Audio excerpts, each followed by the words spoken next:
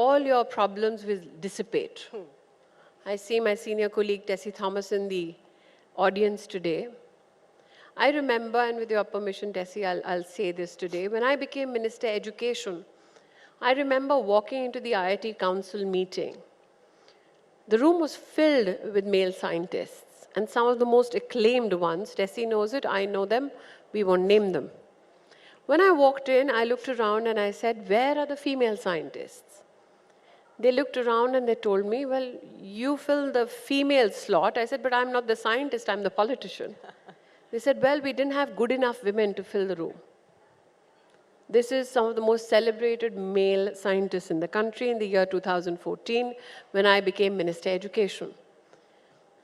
I walked out of the room, I excused myself for a phone call, and I called Tessie Thomas. For the first time in my life, I spoke to her, the missile woman of India. And I said, Madam, I'm so-and-so, I have a request. Would you consider becoming the first chairperson of the IIT Council? Wow. And Tessie literally choked. And I'll never forget those words. She said, you thought of me. A woman who could make missile systems in my country choked because I thought of her. She was a natural choice. The fact that this woman was not in that room spoke volumes. It's not that women of merit didn't exist. It is that somebody needed to open the door to such rooms and say, this is as much yours as the men in your field. So,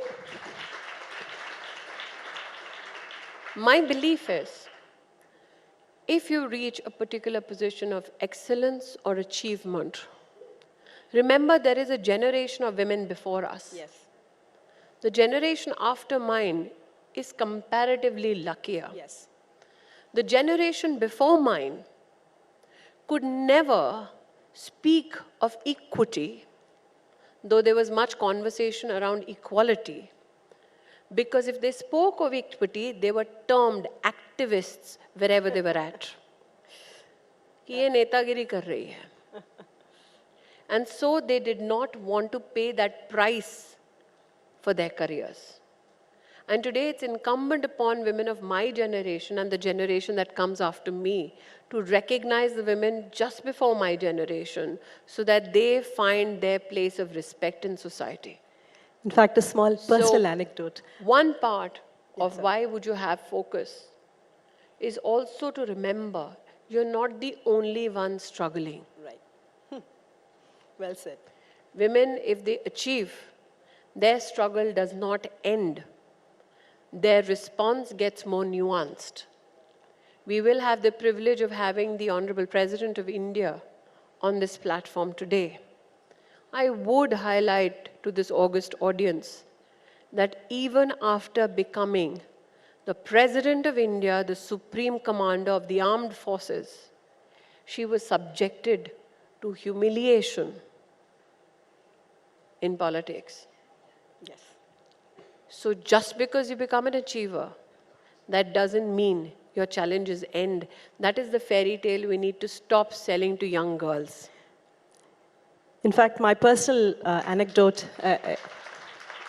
is I'm from the Indian Railway Traffic Service of the 87 batch, and I burst through a very male bastion to become the first woman officer in South Central Railway. And they said, sir, to me for 2 months. So, as a dancer, I live by 3 words: practice, practice, and practice. And that is how what I dance on stage, that glamour is covers all the sweat backstage. So what is the secret to the brilliance of oratorial skill, sharpness of mind and memory that is Smriti Irani?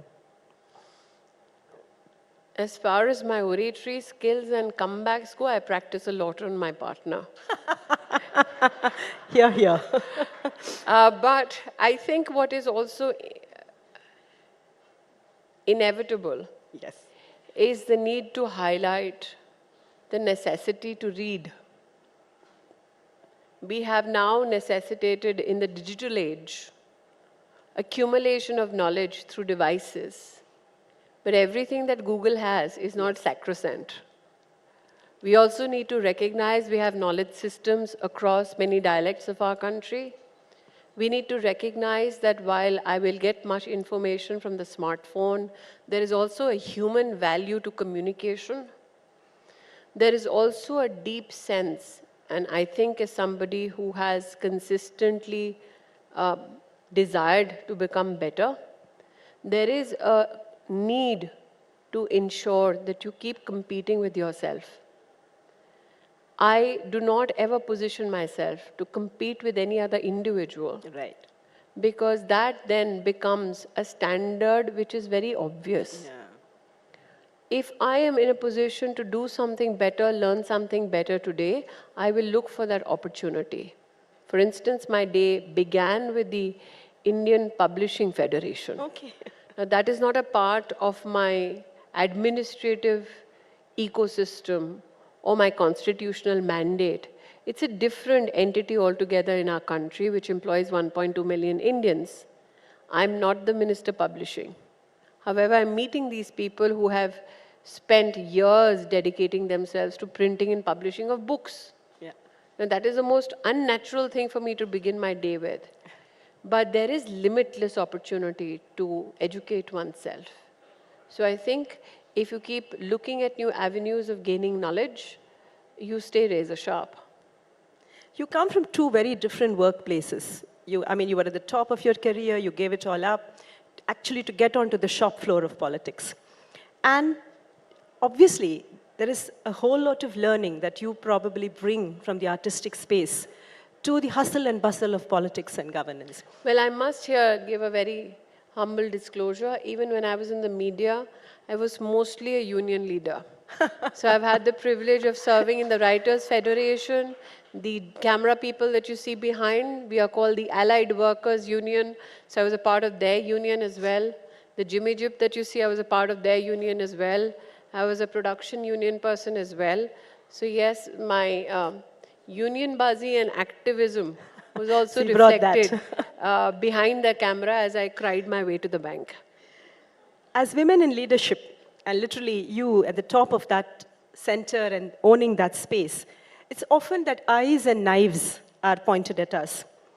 I'm sure we all know how you deal with it in an extraordinary way. What is your advice to youngsters entering the leadership space? And of course, these eyes and knives, I'm sure it bothers you. And I'm sure you have a huge Nothing family. bothers me. It doesn't. You can't be in the public space Yes. and hope to be protected. You are to be morally, ethically lynched. If you're a female who has made a considerable political impact, and especially if you're one Amethi, you have to be ready to be stripped of all your dignity, because that is the way they hope you defocus from issues. Right. Right. And once you understand that strategy, everything else falls in place. Fantastic. So I believe that if somebody wants to come into the public space, there are two issues you need to consider before you come in. Don't come in because you have no other career option. Right. India deserves better. Yes. People deserve better. Absolutely. Value why you are coming into politics. Second, which part of politics do you want to be a part of? I began with political activism.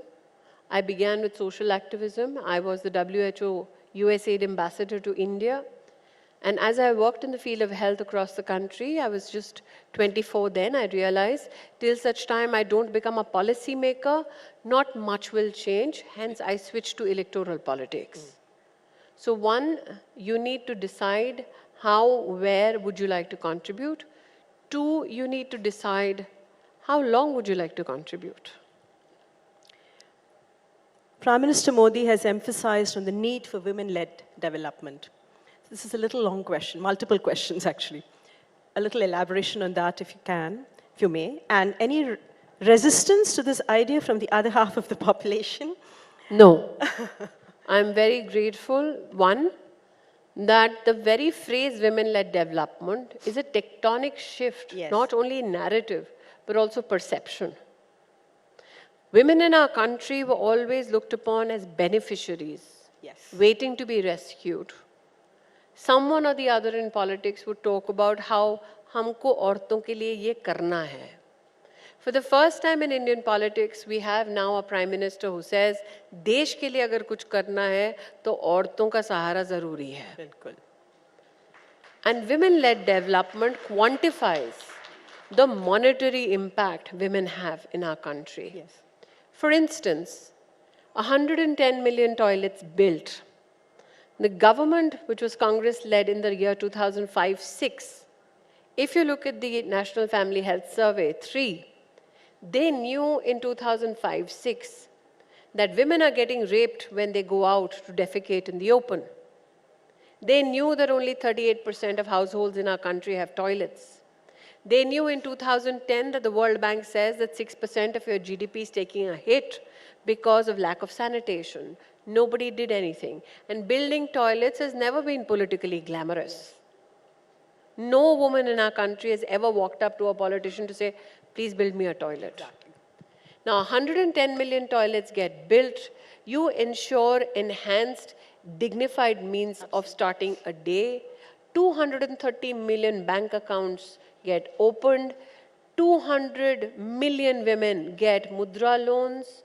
Before 2014, many people said women cannot start businesses because they have no access to collateral-free loans.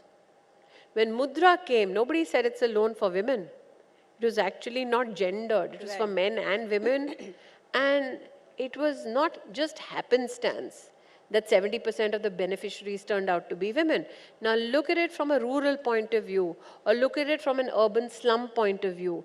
Imagine a woman sitting in some village or in a jhuggi jhopri, drawing up a business plan, going to a bank, convincing the bank that they can service the loan, take the loan, service it, grow their business, give the money back. NPA for women who take loans from bank is less than 2% compared to men. We are doing far better. We have proven now financially that we are better investments. So I think when you talk about women-led development, that is exactly where the Prime Minister has taken the governance agenda too. With that if you cushions want and to fallback. financially be strengthened as a society, then it is imperative that women be equal partners. So it's obviously there's a lot of cushions and fallback already Women have woven not into had, the system. I would not term it as cushions. That Necessities. makes light of our achievement. Yes. Nothing is a cushion. We didn't have access. We have now equal access, and we are doing better than men. That is how one should position it. Yes. No woman is getting a cushion. So how does, when you're talking of women-led development, when I meant cushion, I mean, what is the fallback that she would need to be supported with, considering that the multiple roles that she will be continued to expected to play, and the policies and practices and social messaging that will be required to facilitate this transition and I think empathy it's and about support? creating access to opportunity. For instance, I cannot imagine why young girls were not allowed to study in Sainik schools.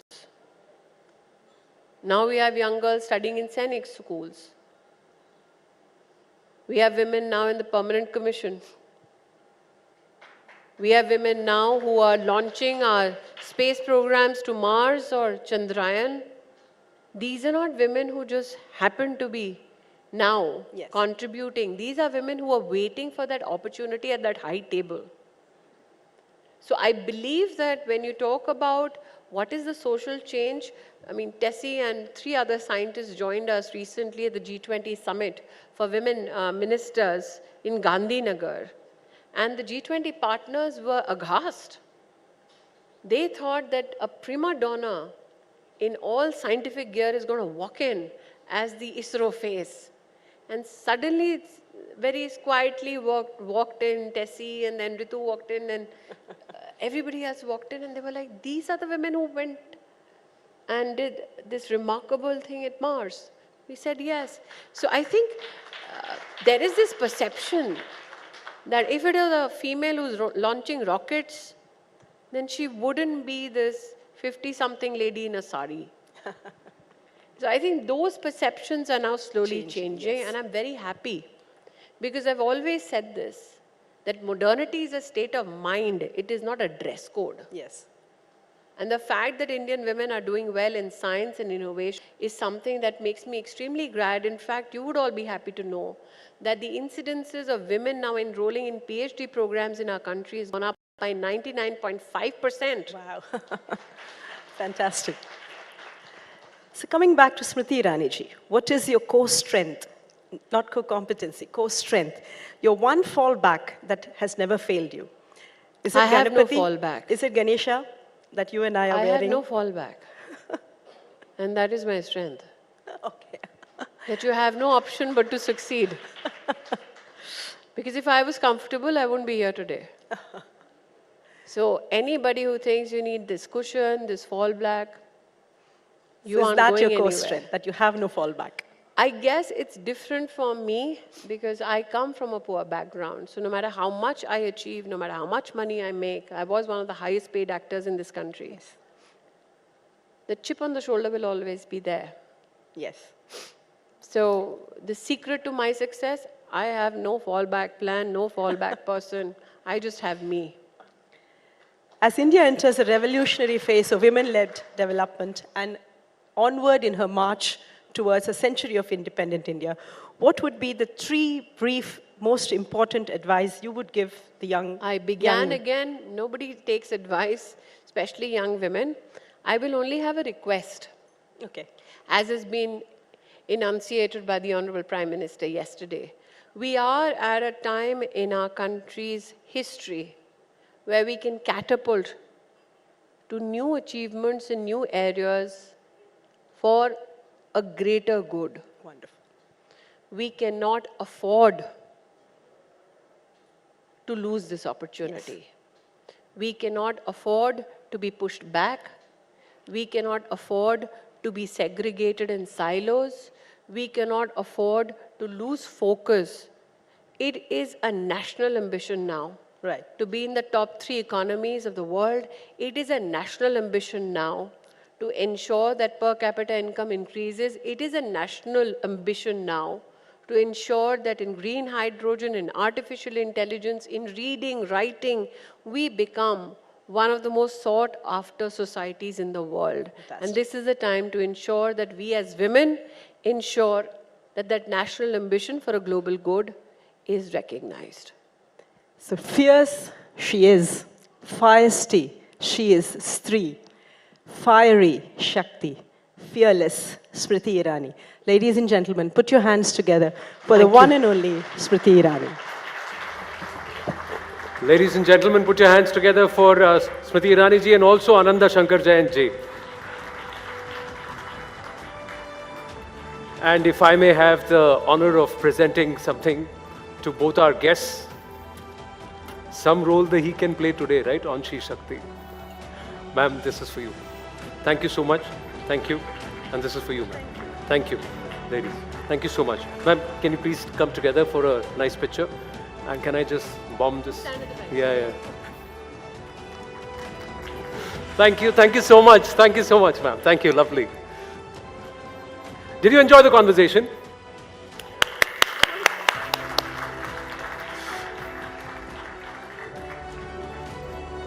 This way. Go.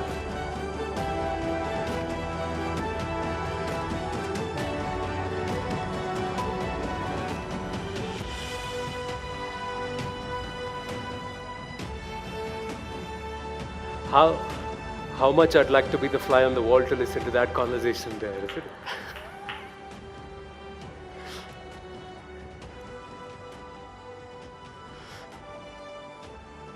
Thank you so much, ma'am. Thank you for your time. Thank you so much.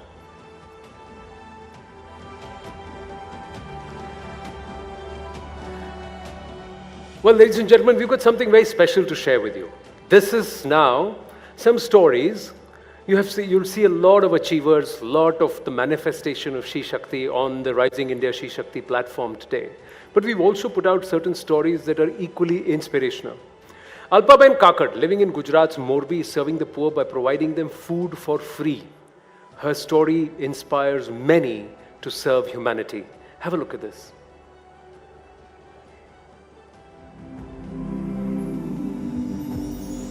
Jan Seva, He Prabhu Seva, service of people is the service of God, is the mantra of Alpaben Kakkar's life. A homemaker in Gujarat's Morbi, she doesn't let poor people sleep with empty stomachs and feeds hungry people free of cost. For the last 5 years, Alpaben Kakkar has been feeding the poor in Morbi district. Be it slums or anywhere, Alpaben has taken it upon herself and is distributing food to the needy. ઘણા સમયથી હું પહેલા તો વિસ્તારમાંથી જૂના કપડાં ઉઘરાવતી અને ઝૂંપડપટ્ટી વિસ્તારમાં વિતરણ કરવા જતી. ત્યારે એ લોકોની પરિસ્થિતિ જોઈને જેને એક ટાઈમની ભોજન નથી મળતું. Alpaben's husband provides her with all the aid needed to carry out her social duty. In her effort to provide a helping hand to the needy, she has also shared her numbers with all. Network 18 salutes Alpaben Kakkar, a hero and champion who is serving the poor. Her humanitarian approach is a reflection of rising India's She Shakti. She is a true inspiration for the nation. Ladies and gentlemen, she's so simple, she's so sweet. She came up and we had the surprise that she's sitting in the audience. There is Alpaben Kakkar. Please put your hands together for her. Alpaben, आपका बहुत बहुत धन्यवाद. वहाँ देखिए गृहा मेरे साथी हैं, उनके हाथ में माइक है. मैं आपसे जानना चाहूँगा. Here, take this one.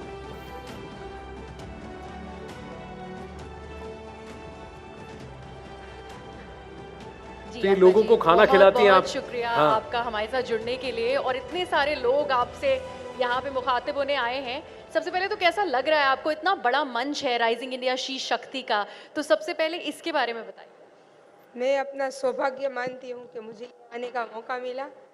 पहले मुझे कॉल आया तो मुझे मानने में नहीं आता था. मैं